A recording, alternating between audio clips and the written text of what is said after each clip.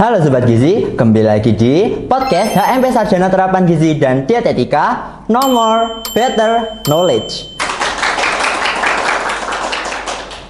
Podcast yang akan membawa kamu mengenal lebih dekat mengenai kehidupan kampus Poltekkes Malang, terutama jurusan gizi. Pada kesempatan kali ini, kita akan berbincang dengan narasumber kita yang menarik. Tapi sebelum itu, kenalin dulu yuk. Aku Fawaz Nazal Wisnuwardana, biasa dipanggil Fawaz. Asal aku dari Magetan. Aku adalah HMP Sarjana Terapan Gizi dan Dietetika Divisi PPIM. Aku akan menemani kalian selama 15-20 menit ke depan dalam episode yang bertema makanan sehat saat sahur dan berbuka. Bersama narasumber kita yang pastinya luar biasa hari ini, siapa lagi kalau bukan Ibu Dr. Anasari Mustafa, SKM MSc RD. Beri tepuk tangan yang meriah. Ibu Ana adalah dosen dari Poltekkes Kemenkes Malang, jurusan gizi. Selamat siang Ibu Ana. Siang, Fawaz. Bagaimana Ibu kabarnya hari ini? Alhamdulillah, sehat, aman, bergizi. Alhamdulillah. Dan untuk kalian semua yang menonton podcast ini, semoga selalu diberi kesehatan. Dan jangan lupa menjaga pola makan dengan gizi seimbang. Nah, tanpa berlama-lama lagi, langsung saja kita masuk ke tema podcast kita kali ini, yang pastinya seru banget kalau kita bahas. So, stay with us guys. Hari ini kita akan berbincang serius tapi tetap santai.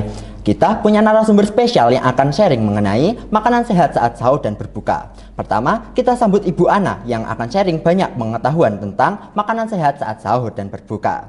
Nah, mungkin banyak dari kalian yang belum tahu tentang makanan sehat saat sahur dan berbuka. Kalau begitu, yuk kita kepoin dan dengar langsung dari Ibu Ana. Baik Ibu Ana, saya ingin tahu nih Bu, apa saja Bu tips makanan sehat untuk sahur dan berbuka agar tubuh itu tetap bertenaga dan sehat selama berpuasa. Baik, terima kasih. Selamat siang, Assalamualaikum warahmatullahi wabarakatuh. Waalaikumsalam. Kita bicara tentang bagaimana menjaga kesehatan selama bulan puasa ya. Tentunya lewat makan sahur dan juga lewat berbuka ya. Kita tahu bahwa walaupun kita dalam berpuasa, kita tetap membutuhkan energi ya, membutuhkan power, tenaga gitu ya.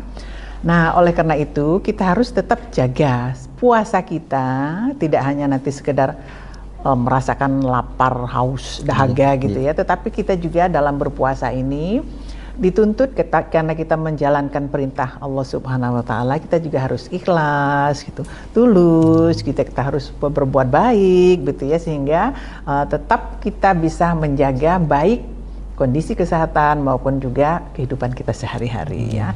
Nah, karena kita butuh energi atau tenaga tadi, Fawaz ya, dan para pendengar yang baik hati, kita tentunya perlu mendapatkan bekal ya sebelum kita mulai beraktivitas. Di saat sahur kita harus makan makanan yang seimbang ya. Kita tahu bahwa makanan seimbang itu pasti sehat, pasti bergizi gitu ya.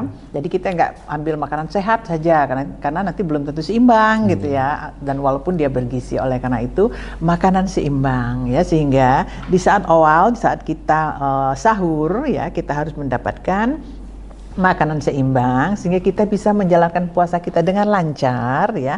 Dan kita pada saat kita berbuka, kita juga harus mengkonsumsi makanan-makanan yang seimbang supaya kita bisa mengembalikan energi yang hilang selama sehari kita berpuasa gitu ya. Oleh karena itu kita harus pilih menu yang tepat baik pada saat sahur maupun saat berbuka agar kita bisa menjaga kesehatan tubuh kita tetap bertenaga selama menjalankan ibadah puasa gitu ya. Nah, seperti yang ditanyakan Fawaz tadi, tips apa saja ya? Jadi pada saat sahur kita punya beberapa tips. Ini Bu Ana sudah berikan listnya ya pada saat sahur, karena prinsipnya pada saat makan sahur itu kita tetap harus mengkonsumsi makanan yang seimbang ya, yang itu membantu kita untuk menjalankan ibadah puasa supaya kita tetap bertenaga ya. Nah, tetap bisa menjalankan ibadah dengan baik gitu ya. Nah, dan oleh karena itu kita harus memperhatikan beberapa hal yang walaupun kita tahu semua orang baik sehat, sakit, tua, muda harus mendapatkan kebutuhan gizi yang sesuai dari makanan yang kita konsumsi sehari-hari gitu ya. Nah, pertama kita harus perlu makan makanan utama ya. Makanan utama biasanya bersumber dari karbohidrat. Nah, selama berpuasa, pilihlah sumber karbohidrat yang kompleks ya, sehingga kalau karbohidrat yang kompleks ini kita konsumsi, biasanya kita akan berasa kenyang lebih lama gitu ya. Jadi kita masih tidak cepat lapar gitu ya. Nah, karbohidrat kompleks ini ya seperti misalnya nasi, ya nasi merah gitu ya, itu akan lebih bagus gitu ya. Atau dari umbi-umbian, atau mungkin yang lebih keren mungkin dari oatmeal gitu ya. Nah, itu adalah jenis-jenis karbohidrat kompleks, sehingga apabila kita mengkonsumsi sumber karbohidrat kompleks ini, kita tidak hanya bisa mendapatkan tenaga, tetapi kita bisa bertahan kenyang agak lebih lama gitu ya. Kemudian kita juga harus penuhi asupan protein ya, karena selain karbohidrat, protein, lemak, kita tetap butuh vitamin, mineral ya, dan air atau cairan ya, 6 macam zat gizi yang kita harus butuhkan.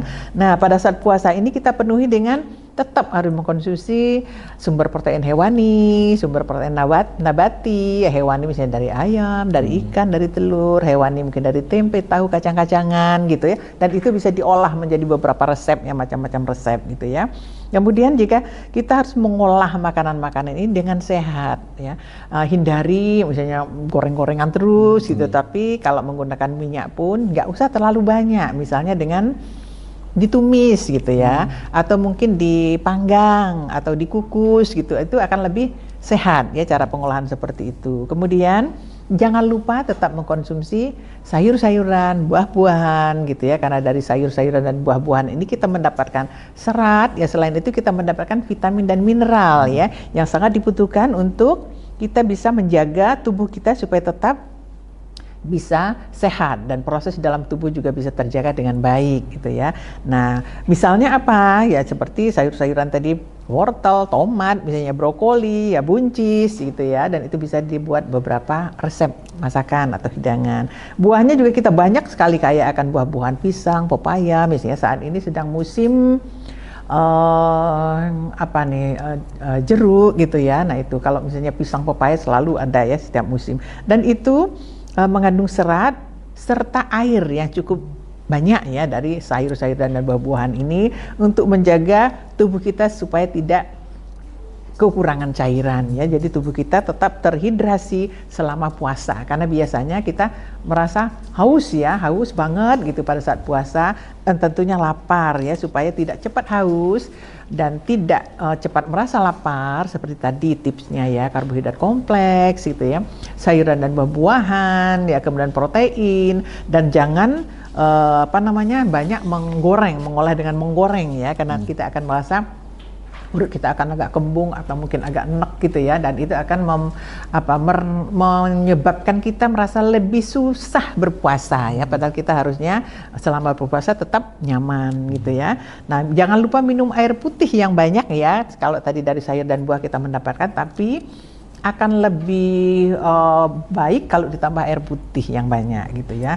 Minum 2 gelas misalnya air putih saat sahur ya, kemudian nanti setelah itu nanti kita akan mendapatkan atau merasakan suatu kenyamanan ya. Kalau berbuka, kalau tadi kan sahur ya, kita semua tetap lengkap. Kadang-kadang karena makan sahur lalu pokoknya seadanya ya, justru makan sahur ini harus lengkap, karena itu bekal kita ya untuk kita pakai selama seharian sampai nanti berbuka gitu ya. Nah, kalau berbuka sebenarnya tetap sama dengan tadi sahur, cuma ada beberapa tips yang juga harus diperhatikan ya. Menu berbuka itu usahakan kita berbuka dengan minum air hangat, dihindari yang minum es gitu ya, yang dingin-dingin. Usahakan minum air hangat dan yang berasa manis, karena dengan manis itu kita akan cepat mendapatkan sumber energi ya, sumber tenaga gitu ya. Tetapi ada hal yang perlu dihindari, yaitu hindari goreng-gorengan ya pada saat kita berbuka ya. Kadang-kadang nanti langsung minum air dingin, minum air es, lalu gorengan gitu ya. Nah, itu nanti yang akan menyebabkan, kalau gorengan itu lemaknya tinggi ya, pada saat berpuasa itu nanti kalau kita makannya berlemak tinggi, kita akan cepat meningkatkan produksi HCl lambung, asam lambung, dan itu akan timbul semacam GERD gitu ya, pernah dengar ya, jadi gastroesophageal reflux disease ya. Nah, ini seperti kayak mau keluar gitu ya, kembali gitu ya. Itu karena banyak yang digoreng-goreng sehingga kita merasa mual gitu ya. Kemudian kurangi juga yang manis-manis. Nah, apalagi sudah ada gejala-gejala mungkin kelebihan kadar glukosa darah ya, diabetes mellitus misalnya, itu akan cepat sekali kalau berpuasa selalu berbuka dengan yang manis-manis. Oleh karena itu perlu dihindari ya. Manis juga bisa meningkatkan risiko obesitas ya, karena lonjakan kadar glukosa darah ya. Sebagai gantinya walaupun ingin manis itu pakailah buah kurma yang dianjurkan Rasulullah juga ya. Buah kurma akan lebih baik, selain berasa manis, cepat menghasilkan tenaga, kurma juga mengandung serat yang tinggi ya, sangat baik untuk kita. Dan juga bisa dengan buah-buah segar ya, seperti pepaya misalnya gitu ya, semangka misalnya gitu ya, dia buah-buah segar. Kemudian ada juga yang perlu dihindari Mas Pawas. Jadi makanan-makanan yang berasa pedas dan asam. Nah, ini para anak-anak kos gitu ya, anak-anak remaja kuliahan ini biasanya suka sekali dengan makanan-makanan yang pedas gitu ya. Nah, dan juga yang berasa asam, dan itu sangat berbahaya karena apa?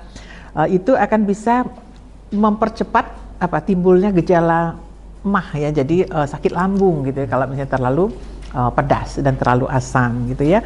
Nah, dengan memperhatikan menu sahur dan menu seimbang, menu berbuka ini yang tadi sesuai dengan tips dan seimbang ya, sesuai dengan proporsi kita ya, tidak terlalu berlebih, tidak juga terlalu sedikit ya, kita harapkan nanti selama berpuasa ini kita akan menjalankan ibadah kita dengan nyaman gitu ya, tapi kita tetap bisa menjalankan aktivitas kita sehari-hari ya, hanya dipertimbangkan jangan terlalu berlebihan ya, karena pada saat berpuasa tidak seperti hari-hari biasa ya, harus mengurangi aktivitas yang sesuai pada saat kita sedang berpuasa gitu Mas Pawas. Jadi kalau kita berbuka dan sahur itu sebaiknya makan makanan yang seimbang ya Bu, karena kan makanan seimbang itu sehat dan juga bergizi. Ya, betul ya. Gitu. Nah, teman-teman, tadi kan kita sudah mendengar penjelasan yang sangat menarik mengenai tips pada makanan sehat untuk sahur dan berbuka agar tubuh itu tetap bertenaga. Semoga ini bisa diterapkan oleh saya dan tentunya teman-teman sekalian.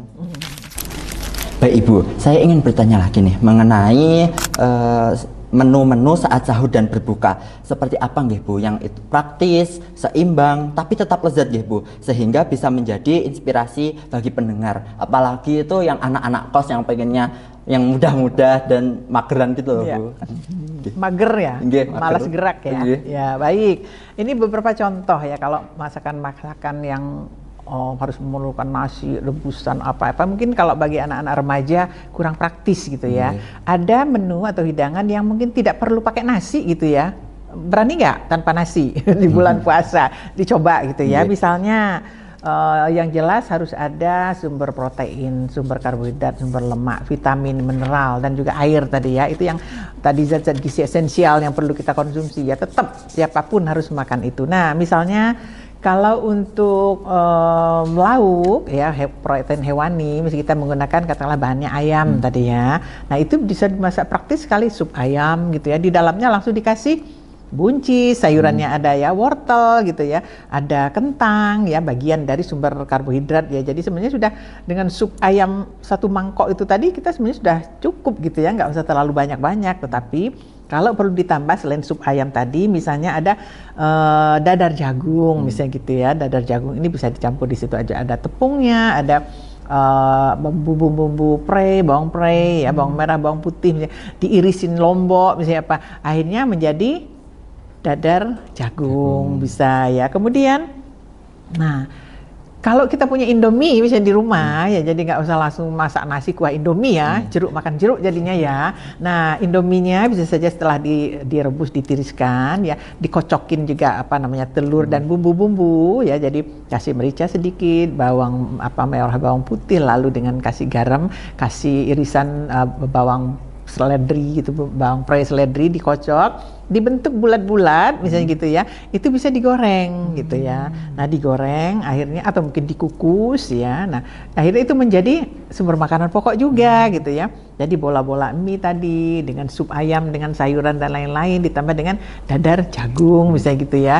Itu praktis menunya, gampang membuatnya ya. Misalnya saya nggak mau Bu pakai bola-bola mie, sudah sup ayam saja karena kentangnya saya banyakkan, sudah boleh juga, itu langsung one dish serve. Jadi satu mangkok, tetapi udah ada semua tuh, sumber karbohidratnya ada dari kentang, sumber proteinnya ada dari ayam, katakanlah sayur, vitamin mineralnya, lemaknya udah ada di situ semua ya, misalnya itu menu praktis sekali. Tapi kalau Bu saya mau yang dadar jagungnya saja Bu, nggak apa-apa misalnya gitu. Jagungnya sudah merupakan sumber karbohidrat, lalu nanti ditambah di situ ada kocokan telur atau ditambah daging giling sedikit misalnya ya, dengan tepung terigu, kasih bumbu-bumbu tadi di dadar seperti puyung hai ya, mirip-mirip puyung hai. Tapi di situ kan ada sayur-sayurannya itu, bawang pre segala macam ya. Atau misalnya saya mau bola-bola mie-nya saja Bu, nggak apa-apa. Bola-bola mie tadi direbus, ditiriskan, dikocok dengan mungkin ada telur gitu ya. Atau kalau misalnya ada daging giling sedikit misalnya gitu, nanti ditambah bumbu-bumbu tadi, sudah mau dikukus atau digoreng ya, mirip-mirip dimsum sedikit ya, mirip-mirip pergedel tapi dari mie dan juga dari telur gitu. Atau kalau misalnya ada daging giling, nah makan itu juga cukup sebetulnya, tinggal ditambah dengan minum misalnya gitu ya, atau mau minum susu atau apa. Atau mungkin kalau kita punya agak murah tuh harganya ikan tongkol, kali ikan pindang gitu ya. Nah itu dibersihkan, buang tulangnya dengan ini. Nah nanti bisa digoreng setengah matang, dibumbu kayak bumbu sarden misalnya gitu. Kan bumbu sarden kan lebih gampang gitu ya. Irisin berambang, bawang, lombok misalnya gitu ya. Nah itu nanti tinggal ditambah mau lombok hijau, mau lombok merah gitu ya. Nanti ditumis dulu, lalu nanti dimasukin ikannya, dikasih air sedikit gitu ya, itu udah kayak bumbu sarden gitu jadinya ya. Kalau misalnya dikasih tepung sedikit jadi menjadi agak kental, atau dikasih maizena sedikit gitu ya. Nah itu, atau mungkin kalau kita punya buncis bisa dioseng-oseng ya. Nah buncis ini juga dioseng-osengnya supaya ada ya, protein hewani misalnya gitu tambahan. Bisa dikasih kocokan telur juga bisa gitu ya, dibumbuin gitu ya. Atau misalnya dadar telur kentang. Nah itu juga Bu Ana kadang-kadang kalau mau sarapan atau apa tanpa nasi atau apa, bikin dadar telur kentang. Jadi kentangnya diparut setelah dicuci bersih, kocokin telur gitu ya. Kemudian nanti tambahin irisan bawang pre, seledri, cabai, keriting gitu. Jadi ada merah-merahnya ya, halus-halus gitu. Nah itu di dadar gitu ya. Nah itu bekal Bu Ana, kadang-kadang bawa 2 iris misalnya gitu. Itu juga sudah cukup gitu ya untuk kita makan. Jadi nggak terlalu banyak, tapi juga kita cukup kenyang gitu ya. Praktis lagi biasanya telur dikukus lalu digoreng sedikit di bumbu Bali, tumbukin bawang brambang misalnya gitu ya, dikasih tomat sedikit gitu ya. Nah dengan cabai, kasih garam sedikit. Nah itu menjadi telur bumbu Bali gitu ya, dan gampang sekali kan masaknya. Lalu tambahnya dengan teri tahu, tempe misalnya untuk nabatinya gitu, atau mungkin mau pakai kuah mau pakai apa misalnya kangkung dibobor misalnya, kan praktis banget gitu ya. Nah itu menu-menu sehat yang sederhana sebenarnya tapi bergizi ya, cukup praktis. Kalau misalnya Bu punyanya hanya Indomie, dia apain ya Bu supaya bisa menjadi hidangan atau menu yang sehat? Ya bisa juga ya, cuman Indomie setelah direbus ditiriskan, nanti dimasukin ke air mendidih lagi yang dikasih irisan berambang, bawang. Mau ada kacang panjang, irisan kacang panjang, itu bumbu bawang pre atau apa, cemplungin telur 1 gitu, masukin Indominya, itu sudah bisa menjadi menu spesial Indomie yang lengkap, menu sehat, seimbang gitu ya. Bisa juga seperti itu. Nah itu berarti menu-menu sederhana, praktis, dan kita tidak membutuhkan terlalu banyak tahapan-tahapan memasak, lalu tidak membutuhkan mangkok atau piring, sendok yang juga banyak gitu ya, karena untuk mencucinya pun kita butuh waktu gitu Mas Pawas ya. Iya Bu. Jadi makanan seimbang itu nggak seribut itu nggak Bu ya, untuk sahur dan berbuka. Betul. Jadi kita pun jadi nggak perlu masak nasi, nanti masak sayur, goreng tempe, goreng telur gitu ya Bu. Cukup dengan satu hidangan aja, ternyata bisa makanan seimbang ya Bu. Karena katanya harus praktis, apalagi mahasiswa kos-kosan, anak-anak sekolah gitu ya. Kalau di rumah mungkin agak berbeda lagi ya dengan keluarga, misalnya apa gitu ya, karena macam-macam ini ya kesukaannya, kita sesuai dengan kesukaan. Nanti mungkin kalau anaknya sukanya dadar telur, ibunya sukanya apa, nah itu berarti harus lebih ini. Ada yang nggak mau nasi tapi maunya kentang, ya berarti ya udah harus lebih ribet kalau makanan keluarga. Tapi kalau makanan remaja, nah, mahasiswa kuliahan, kita cari yang praktis. Apalagi berbuka dan sahur ini kan membutuhkan waktu, kadang-kadang masih ngantuk, habis belajar tiba-tiba tidur sebentar udah harus sahur gitu ya. Jadi kita harus cari yang praktis-praktis gitu ya.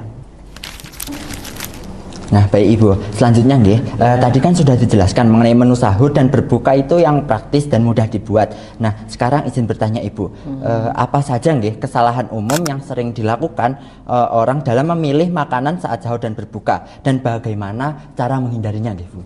Ya. Baik, terima kasih Mas Fawaz. Jadi kita selama seharian berpuasa gitu ya. Begitu saatnya berbuka, kadang-kadang kita karena saking lapar, menahan lapar itu kita makannya itu seperti balas dendam ya, berlebih-lebihan gitu ya, makannya segala macam dan lagi porsinya banyak. Nah ini yang sering dilakukan karena merasa lapar tadi gitu ya. Padahal pada saat kita berbuka itu kita nggak boleh langsung tiba-tiba langsung makan banyak gitu ya, harusnya dicicil dulu pelan-pelan ya. Yang kalau bahasa kita itu katanya untuk makanan pembuka, appetizer misalnya, atau sering disebut takjil gitu ya. Nah itu dulu ya, maksudnya dengan minuman hangat tadi atau dengan kurma gitu ya, seperti tadi, harusnya seperti itu. Tapi yang sering dilakukan yaitu balas dendam, langsung makan banyak gitu ya, makanan porsi besar, padahal ini dapat membebani sistem pencernaan kita yang tadinya kosong kan selama berjam-jam. Nah yang lamanya kosong ini harusnya jangan langsung dikasih tugas berat ya, lama nganggur nggak bekerja ya organ-organ pencernaan kita ya, karena selama puasa nggak ada makanan yang masuk. Nah harusnya sistem pencernaan kita yang tadi masih istirahat agak lama, kita harus stimulasi, kasih rangsangan dulu dengan katalah kalau di dalam bahasa gizi itu ada appetizer ya, jadi makanan pembuka. Contohnya apa tadi? Misalnya minuman hangat gitu ya, kemudian dengan kurma atau dengan buah. Tadi pada saat pembuka jangan makan berlebih-lebihan saat kita berbuka ya, jadi dicicil dulu.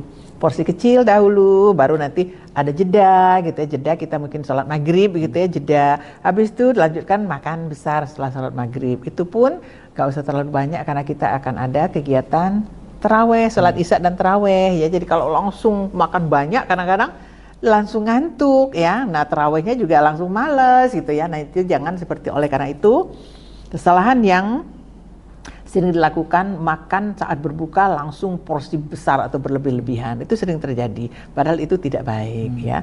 Kemudian kesalahan yang lain biasanya langsung mengkonsumsi makanan berat, jadi tanpa takjil tadi ya, tanpa appetizer dulu, jadi tidak ada stimulasi yang tadinya kosong, lalu diberi sedikit rangsangan dengan dikirim dulu minuman sedikit atau makanan sedikit, sehingga saluran pencernaan kita akan tergugah kembali ya, jon-jon usus kita juga akan tergugah kembali yang tadi tidur gitu ya, itu dengan minuman hangat tadi ya.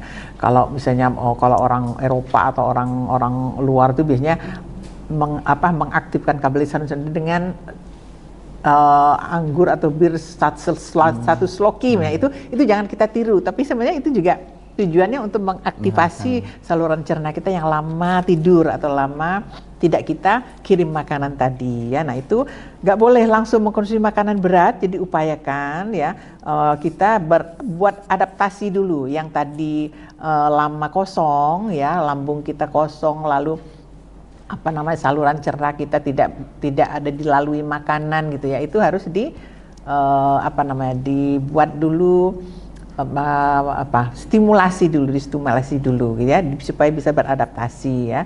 Nah misalnya dengan kita makan tadi buah, atau pertama dengan sup dulu sedikit gitu ya, itu adalah, atau dengan kurma tadi ya, untuk membantu tubuh kita transisi dengan baik ya. Oleh karena itu dengan makanan berlebihan justru akan sulit pencernaan kita mencerna makanannya, tetapi kalau dengan sedikit-sedikit dulu, nah nanti saluran cerna kita bisa teraktivasi dengan baik ya, dan bisa bekerja dengan baik gitu ya. Nah terus yang sering juga dilakukan itu adalah pada saat berbuka itu kita makan sudah langsung yang manis-manis semua. Nah padahal manis itu hanya untuk membuka saja, tetapi jangan langsung makan kolak langsung satu mangkok, nanti ditambah apalagi cake, tambah apalagi. Nah itu semua yang manis-manis ini justru walaupun bisa mengembalikan tenaga atau energi yang hilang, tetapi itu akan merangsang terjadinya yang tadi udah ada gejala-gejala diabetes ya, karena glukosa darahnya akan drastis meningkat gitu ya, dan itu kan tidak baik gitu ya, dan itu juga menimbulkan risiko kita untuk makan makanan selanjutnya itu menjadi malas karena kita sudah loss of appetite. Jadi sudah kehilangan selera makan ya. Kalau udah banyak yang manis-manis di depan, nanti yang lain-lainnya aduh kok sudah malas, akhirnya menjadi tidak dikonsumsi atau tidak dimakan gitu ya. Nah, untuk itu kita perlu juga melakukan minum cairan atau minum air putih yang banyak gitu ya. Karena yang tadi kita haus ya, kehausan itu tentunya harus dikembalikan ya, katanya pada saat yang kita nggak minum sehari, kita agak-agak sedikit dehidrasi gitu ya, kita kembalikan dengan minum air putih yang banyak gitu ya. Dan pada saat yang kita makan atau berbuka itu tadi, sering juga kesalahan yang kita buat itulah makannya cepet-cepetan gitu ya. Jadi belum menjadi, kita kan kalau orang gizi kita sebut kalau di mulut itu jangan dulu lewatkan ke kerongkongan kalau belum dalam bentuk bolus ya. Artinya makanan yang kita konsumsi tadi sudah bisa dipecah di mulut dengan saliva, dibolak-balik gitu ya. Nah, itu sudah menjadi bolus, jadi sudah agak lembek, baru bisa lewat ke kerongkongan kita atau esofagus ya. Kalau tidak, terburu-buru makan bakso misalnya, pembukanya baru digigit satu kali, baru belah dua langsung ditelan. Nah, dia akan mandek nih di esofagus ya, di kerongkongan kita. Akhirnya susah menelan, lalu harus minum air putih. Kalau sedikit nggak akan bisa terdorong, harus banyak. Nah, langsung satu gelas misalnya ditelan, diminum, baru plung, baru masuk gitu ya ke dalam lambung kita. Akhirnya kenyang kita dengan air gitu ya. Nah, akhirnya udah malas lah untuk makan selanjutnya. Nah, jangan cepat-cepat makannya, walaupun kita merasa lapar gitu ya, semua mau dimakan, jangan gitu ya. Mengunyahnya juga jangan cepat-cepat supaya nanti dia lewat ke kerongkongan kita menjadi lebih nyaman ya. Peristaltik di kerongkongan, lalu nanti di lambung itu sudah bisa dicerna dengan baik dengan asam lambung yang tidak terlalu lama gitu ya mencernanya di lambung. Dia sudah menjadi kimus ya, yang dalam bentuk yang sangat-sangat halus, sehingga nanti begitu masuk ke usus halus kita bisa diabsorpsi dengan optimal ya, karena sudah dalam bentuk kimus yang lebih halus dibandingkan dengan bolus pada saat di mulut ya.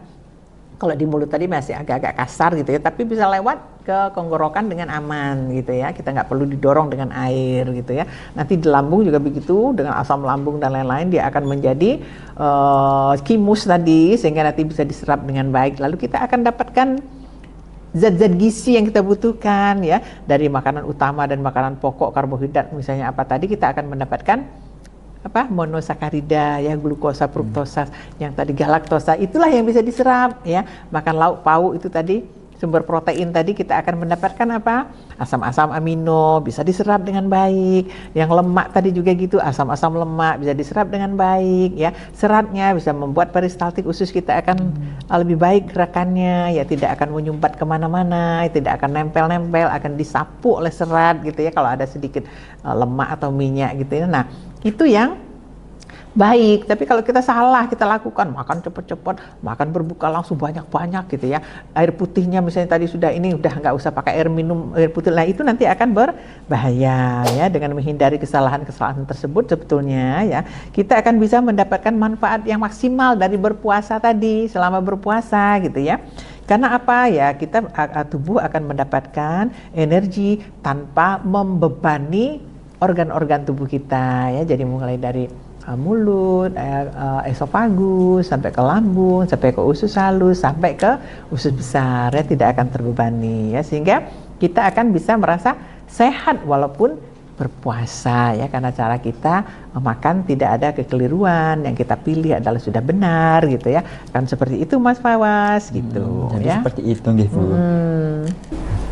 Wah, sudah di pertanyaan terakhir nih Bu. Jadi pertanyaannya adalah, selain makanan, faktor apa saja nggih Bu yang perlu diperhatikan untuk menjaga kesehatan selama bulan puasa, seperti olahraga, istirahat, dan manajemen stres Bu? Oke, nah sekarang kalau kita bicara tentang makanan tadi banyak, ini sering juga selama berpuasa, pada saat berbuka atau pada saat sahur, khususnya yang laki-laki nih ya, putra-putra ini masih sering merokok yang didulukan gitu ya. Padahal itu kan rokok itu bukan makanan ya, tidak menghasilkan apa tubuh mendapatkan energi, pembangun, pengatur ya sesuai dengan fungsinya. Justru kita akan mendapatkan racun gitu ya. Mas Fawas merokok nggak? Buatan Ibu. Oh, ya, jadi usahakan hindari merokok baik saat sahur pada saat berpuasa. Ini karena sudah seharian nggak ngisap rokok, lalu nanti cepat-cepat merokok. Nah itu yang perlu dihindari ya, walaupun tadi yang makanan tadi yang bergoreng, berlemak atau mungkin yang tadi. Nah itu kalau sehari-hari itu pada saat selain makanan juga kalau bisa rokok itu diperhatikan ya. Kemudian jalankan aktivitas sehari-hari yang sesuai ya, karena pada saat kita puasa kita nggak boleh terlalu berlebih-lebihan gitu ya. Jadi sesuai dengan kondisi saat itu ya. Nah karena pada saat berpuasa berarti yang olahraga berat misalnya apa gitu ya, itu kita harus agak kurangi itu karena selama berpuasa nanti mengganggu puasa kita gitu ya. Kemudian kalau memang waktunya harus sudah istirahat, kita manfaatkan istirahat ya, karena selama bulan puasa tidur pun kita sudah mendapatkan pahala ya Mas Fawas ya. Nah oleh karena itu kalau ada waktu istirahat ya kita istirahat tidur gitu ya. Nah terus pada saat bulan puasa atau pada saat kita berpuasa ini, sebenarnya kita harusnya lebih tenang. Kenapa? Karena kita sudah kendalikan semua, kita sudah ikhlas menjalankan puasa gitu ya. Dan makanan dan lain-lain kita tidak terlalu memikirkan harus makan apa, harus mewah, harus apa ya, sesuai apa adanya. Yang penting seimbang tadi ya, baik porsinya maupun zat-zat gizinya gitu. Nanti di situ akan seimbang gitu ya. Nah terus kita juga karena bulan puasa kita harus memperbanyak ibadah ya Mas Fawas ya. Jadi sholat ibadah-ibadah wajib harus kita kerjakan, lalu ibadah-ibadah yang sunnah pun kita perbanyak ya. Dengan seperti itu kita biasanya lebih tenang ya. Kalau yang sehari-hari biasanya stres gitu ya, segala macam harus diperbuat, dan ini kan kita mengurangi gitu ya. Nah dengan adanya tambahan ibadah yang lebih banyak sunnah, mungkin kalau yang muslim yang di rumah misalnya ada waktu mungkin bisa mengaji, bahkan di masjid-masjid sering kita dengar tadarusan gitu ya. Nah itu yang sebenarnya membuat kita merasa lebih nyaman, jadi mengurangi stres gitu ya. Nah sehingga kita akan